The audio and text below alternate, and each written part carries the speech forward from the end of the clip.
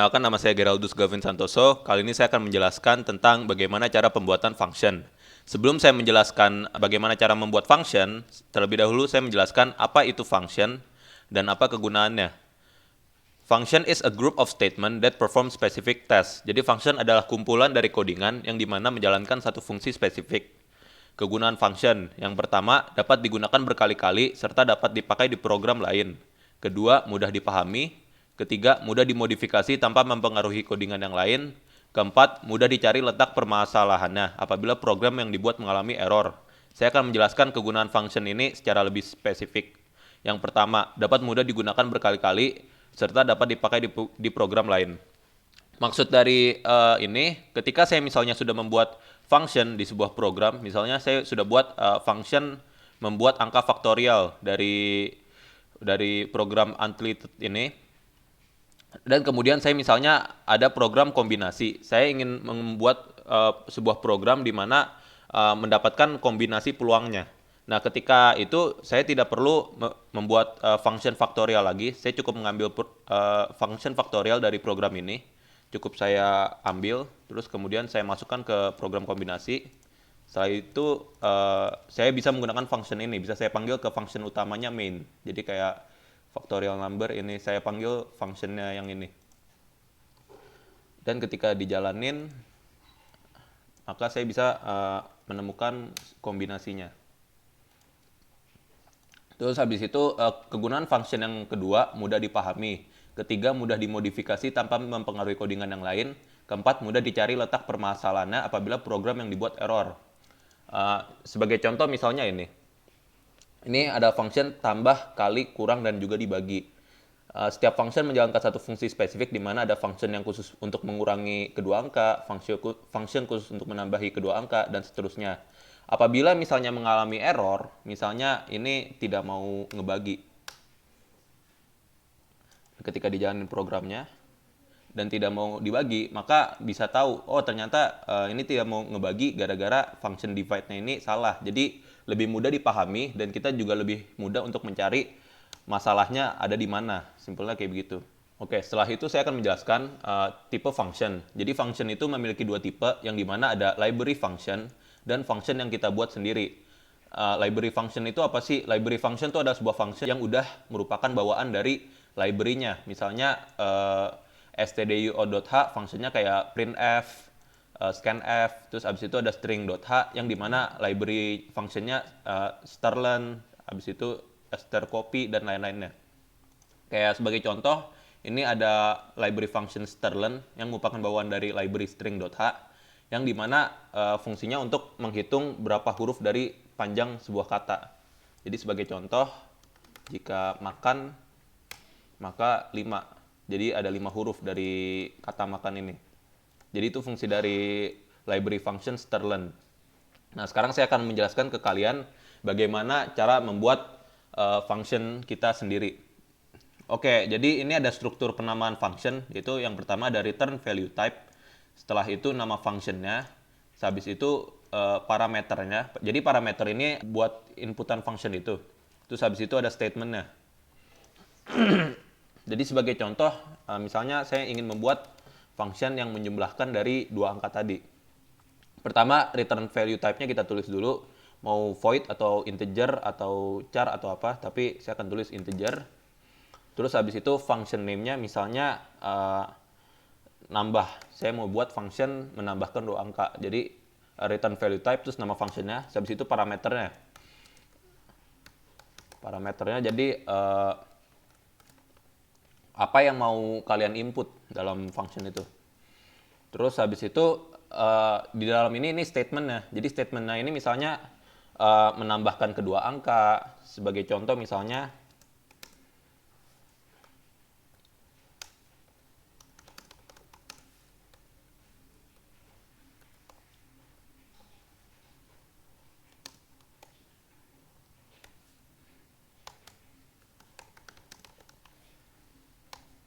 nah, ini jadi statementnya. Jadi ada statementnya. Statementnya ini bisa berupa codingan kalian, mau codingannya apa. Habis itu setiap statementnya kita return value-nya. fungsi return value-nya ini supaya nanti kita tahu bahwa ini yang mau kita return ke fungsi main ini. Jadi value-nya ini kita return buat ke dalam sini. Jadi ketika kita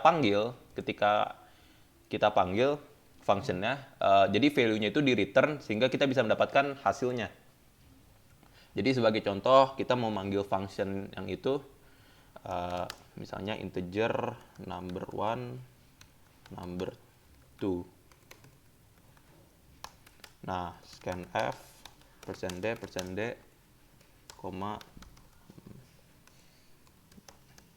one, number two. Nah, dari sini saya cukup melakukan dari functionnya di mana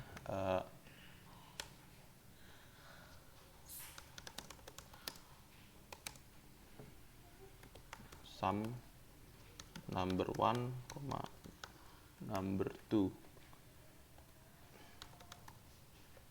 Nah, jadi ini jadi dari function ini tinggal kita panggil ke dalam ini, kita panggilnya jadi nama functionnya, terus habis itu parameternya. Nah, terus jadi ketika kita jalankan programnya, oh ya lupa saya kasih ini. Ketika dijalankan programnya, misalnya kita kasih input angka 1 dan 2, maka hasilnya 3. Nah, begitu cara pembuatan function. Terus habis itu saya juga akan menjelaskan apa itu function prototype. Jadi function prototype itu ketika functionnya di atas dari function utama, jadi ini kan sub functionnya, ini function utamanya nih. Ketika berada di atasnya, kita tidak perlu memakai function prototype. Tetapi misalnya kita mau memakai functionnya ini di bawah, misalnya kita mau bikin function sub functionnya ada di bawah. Ketika kita jalanin programnya, maka akan mengalami error karena nggak ada function, karena kan dibaca program dari atas ke bawah. Nah, di atas ini jadi nggak ada apa-apa. Jadi hitungannya otomatis kan ngejalanin program ini dulu nih. Nah, dia nggak ngebaca kayak di sini tuh jadi hitungannya kayak nggak ada function. Jadi kayak percuma. Nah, makanya ini fungsi function prototype, yaitu jadi supaya ini perwakilan. Jadi kalian bisa nulis functionnya di bawah function utama, terus tapi kalian taruh function perwakilannya di atas. Nah, jadi cara nulisnya adalah kita kasih return value type-nya sama, terus kita tulis nama functionnya, terus habis itu kita tulis parameternya. Nah, setelah ini program habis itu setelah kalian panggil, kemudian ini yang di bawah kalian bisa nulis functionnya di bawah function utamanya. Nah, jadi ketika dijalanin tetap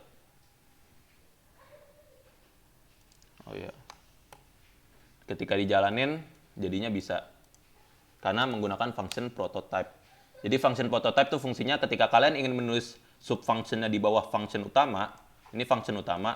Ketika kalian mau nulis sub functionnya di bawah function utama, ketika berada di bawah kalian harus menggunakan function prototype. Tetapi ketika misalnya kalian mau nulisnya di atas, pakai function prototype juga nggak perlu.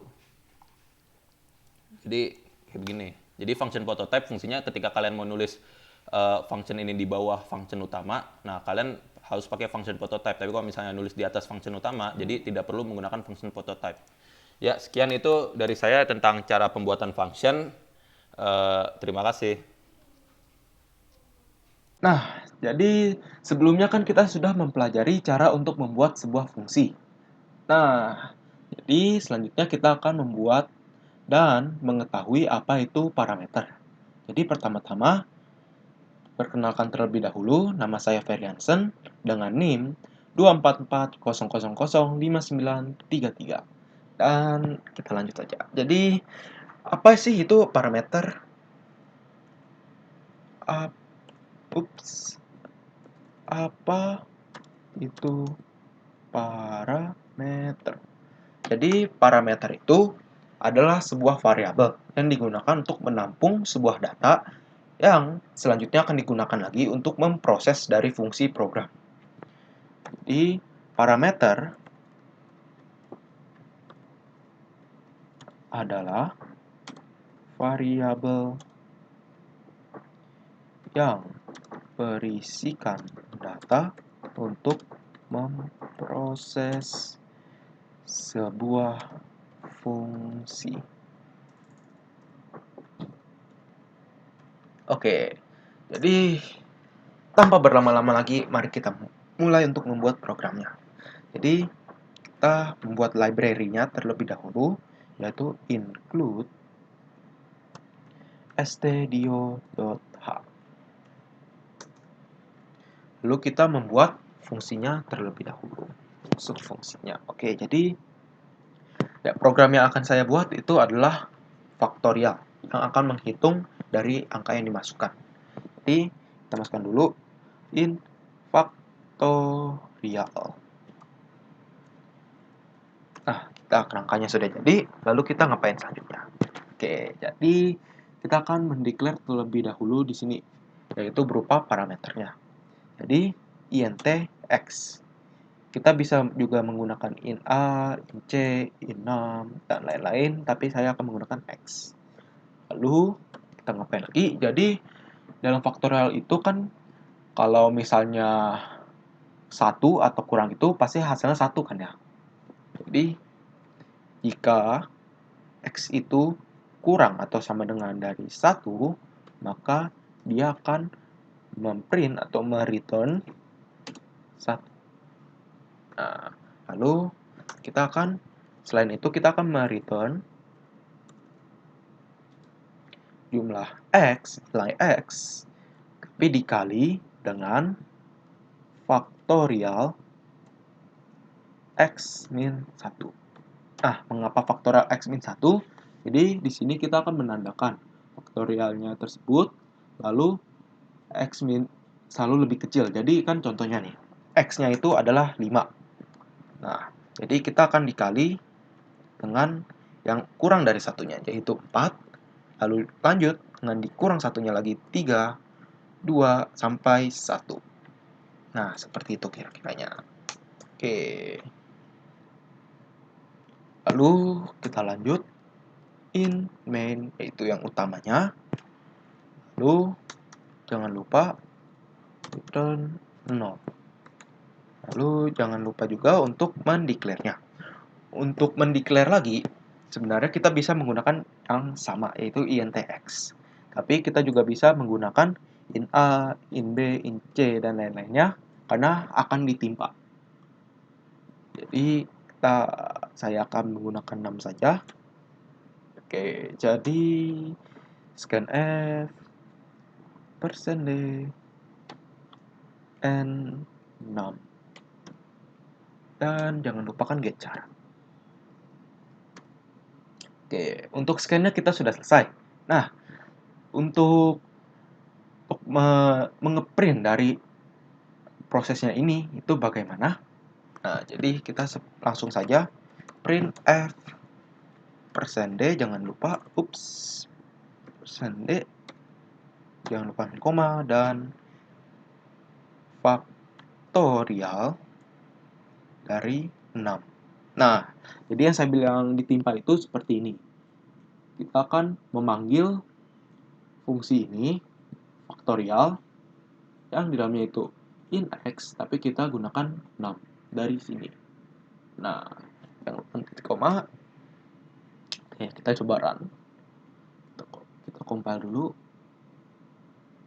Oh, sudah termasuk run. Oke, jadi kita coba 5. Nah, benar kan 120. Contohnya yang paling gampang 3, 6, dan 1. Nah, oke.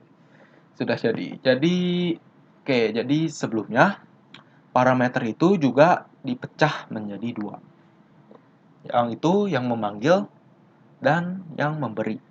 Jadi yang memberi itu adalah formal parameter yang bisa dilambangkan dengan ini, yaitu int x, yaitu saat dia mendeklar, dia memberikan sebuah data. Jadi ini adalah formal parameter. Oke. Lalu di sini pastinya ada yang memanggil kan ya. Untuk yang memanggil atau yang menerima itu kita sebut dengan actual parameter. Oke. Lalu Di parameter ini, untuk prosesnya kita bedakan lagi menjadi dua, yaitu parameter berdasarkan by value dan parameter berdasarkan by reference. Dan yang saya buat ini adalah parameter by value. Soalnya kita hanya mentransfer datanya, yaitu data tetap. Data ini ke data ini, lalu ke data ini.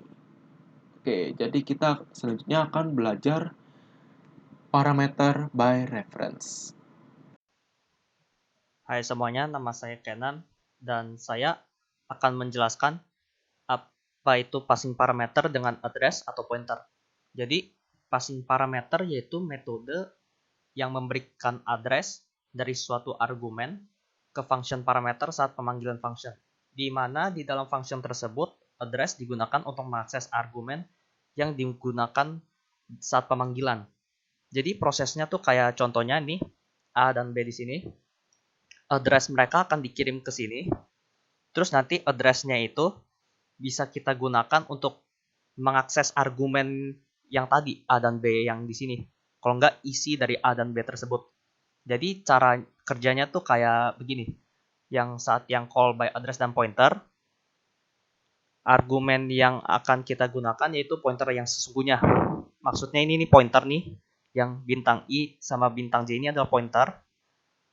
Nah ini prosesnya, integer K sama dengan bintang I. Nanti akan saya jelaskan, integer K itu hanyalah integer temporary. Terus bintang I sama dengan bintang J, dan bintang J sama dengan K. Terus ini yang mainnya, yang A itu nilainya 4, B itu nilainya 5. Nah ini yang saat pemanggilan functionnya. Jadi ini bekerja apa kagaknya, nanti dia bakal kayak gini. Jadi bisa dilihat ini yang nilai A dan B tertukar, berarti ini telah berhasil. Jadi cara kerjanya tuh seperti ini.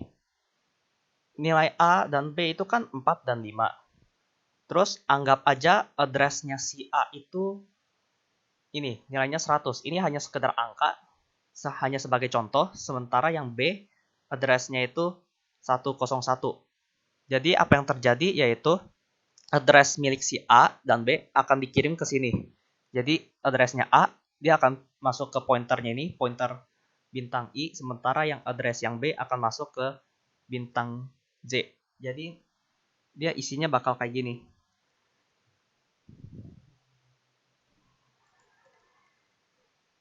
Seperti itu. Lalu dari yang ini, integer K yang sama dengan bintang I, maksudnya adalah yang si K ini dia meminta variabel yang disimpan oleh alamat yang dimiliki oleh si bintang I ini. Bintang ini kan tadi kan isinya 100 kan? Address-nya itu 100, terus dia itu isinya variabelnya 4. Berarti nanti K-nya itu dia isinya 4. Terus yang bintang I sama dengan bintang J itu maksudnya bintang I kan dia ngarahnya ke sini karena mereka memiliki address yang sama yaitu bintangnya itu 100. Terus yang J dia ngarahnya ke sini karena dia juga memiliki address yang sama. Yang terjadi yaitu isi variabel mereka yang I dan J ini akan tertukar. Berarti maksudnya yang 5 ini akan di-copy ke sini. Berarti nanti isinya yang di address yang 100 ini berarti isinya sekarang 5. Lalu yang di J ini bintang J sama dengan K. J kan tadi kan isinya 5 nih. Terus K itunya isinya 4. Maksudnya itu yang 4 ini akan di-copy ke atas sini. Berarti nanti ini isinya 4 dan akhirnya nilainya tertukar. Lalu di sini ada proses yang printingnya. Maksudnya hasil yang tadi untuk menunjukkan kalau hasilnya setelah tertukar. Itu saja yang ingin saya jelaskan. Terima kasih. Halo, nama aku Livia, NIM aku 244001573. Nah, di sini aku mau ngapain? Aku mau ngejelasin materi rekursi. Rekursi itu apa? Rekursi itu adalah function yang memanggil dirinya sendiri. Maksudnya itu apa? Jadi kayak ada satu function, dan di dalam functionnya itu dia memanggil dirinya sendiri gitu. bentuknya mungkin kayak gini ya gambarannya.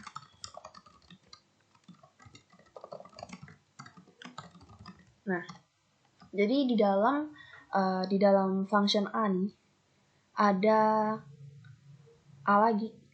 Jadi di dalam function A dia memanggil function A. Artinya functionnya itu memanggil dirinya sendiri kan. Nah, untuk contoh dari rekursi sendiri itu sebenarnya ada banyak. Tapi yang aku jelasin di sini itu faktorial ya. Kenapa faktorial bisa dijadikan sebagai contoh rekursi? Itu soalnya gini. Contoh nih, ada soal 5 faktorial itu berapa? Maka caranya gini kan. Nah, langsung dapat 120. 5 kali 4 kali 3 kali 2 kali 1 itu 120.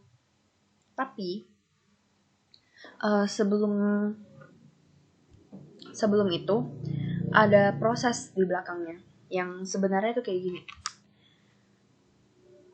5 faktorial itu tuh berasal dari 5 dikalikan 4 faktorial. 4 faktorial didapat dari 4 dikalikan 3 faktorial.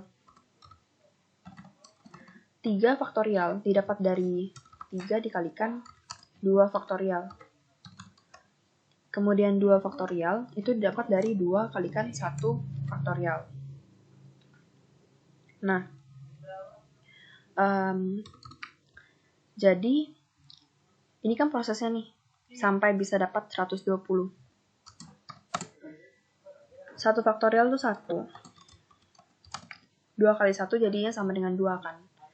Jadinya ini kan hasil dari 2 faktorial. Dan 2 faktorial tadi dibutuhkan di sini.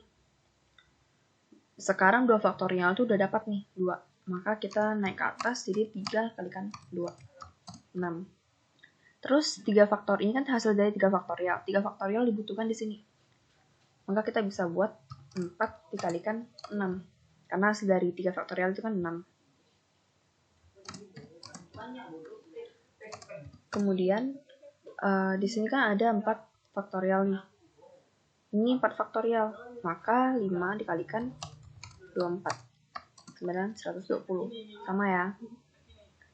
Nah, mungkin di sini agak bingung soalnya 5 faktorial kan, kemudian dia manggil 4, manggil 3 faktorial, manggil 2 faktorial, manggil 1 faktorial, tiba-tiba di sini berhenti. Kenapa dia nggak manggil lagi? Jadi di dalam function itu dibutuhkan yang namanya base case. Base case itu apa? Base case itu kondisi di mana function berhenti memanggil dirinya sendiri. Jadi ketika ketemu ini, maka dia berhenti. Dia nggak akan manggil lagi ke bawah 0 sampai minus-minus gitu. Jadi kalau dalam rekursi gitu dan nggak ada diberikan base case, maka dia bakal terus-menerus memanggil ini sampai nggak tahu 0 minus-minus berapa gitu kan. Nah, makanya dibutuhin base case supaya kita tahu programnya ini kapan berhentinya gitu. Lebih tepatnya supaya komputernya tahu kapan harus berhenti memanggil si faktorial tadi. Jadi dia bakal berhenti ketika kondisinya itu angkanya tuh sama dengan 1. Dia 1 faktorial dia bakal berhenti. Nah, ini codingnya kayak gini ya. Kita buat function utamanya dulu, ini.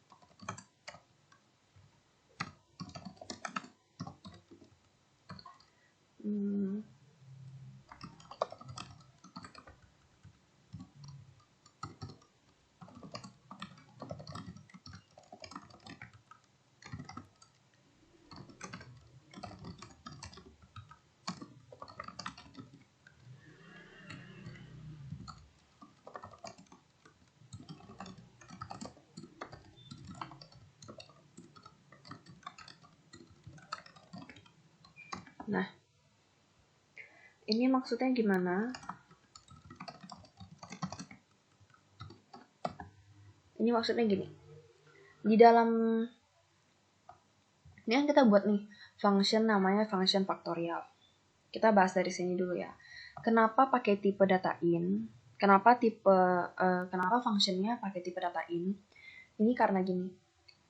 Function faktorial ini kan dipanggil di in main. Nah, hasil yang mau ketika si faktorial dipanggil di in main, artinya di in main ini membutuhkan jawaban. Nah, jawabannya itu berupa apa? Ini berupa tipe data %D. Tipe data dengan format %D yang artinya in. Saya ulangi, jadinya tuh di in main. In main adalah pemanggil faktorial. Dan dia membutuhkan jawaban dong. Jawabannya berupa apa? Berupa tipe data %D. Tipe data dengan format %D yang artinya tipe datanya itu in. Makanya di sini pakai tipe data in. Artinya kalau kita mau nge-return value berupa angka biasa gitu, angka desimal, maka kita pakainya in. Nah, habis itu ini ada parameter. Parameternya pakai tipe data in, kenapa? Jadi, ketika si in main memanggil si faktorial, apa yang diberikan si in main kepada faktorial? Angka 5 kan? Angka 5 ini kan angka desimal nih. Makanya kita pakai in. Nah, jadi ini tipe datanya bergantung pada apa yang bakal di-return, apa yang bakal dikembalikan, jawaban apa yang bakal diberikan kepada si pemanggilnya. Kalau ini pakai tipe data in dikarenakan ketika si in main memanggil dia, ketika si pemanggil memanggil, nah apa yang diberikan itu ditampung di sini. Kemudian di sini base case-nya itu if angka sama dengan 1, maka return angka. Seperti yang tadi aku bilang, jadi dia kan butuh kondisi di mana dia harus berhenti memanggil. Nah, kondisinya itu ketika angka sama dengan 1. Ketika angka sama dengan 1, maka dia berhenti memanggil dan mereturn angka itu sendiri, yaitu 1. Ini rumusnya dapat dari mana? Return angka kali faktorial angka. Ini angka kurang 1, sorry. Gini, dapat dari sini ya rumusnya. Contoh kita mau, kan 5 faktorial sama dengan 5 dikalikan 4 faktorial. Artinya, faktorial rumusnya itu sama dengan angka itu sendiri, yaitu si 5. Dikalikan dengan ini ya. Nah, faktorial dari 5 sama dengan angka itu sendiri. Dikalikan dengan faktorial dari 4. 4 itu dapat dari angka kurang 1. Nah, makanya dapat rumus kayak gini. Kita coba jalanin. Oke, ini lupa titik koma.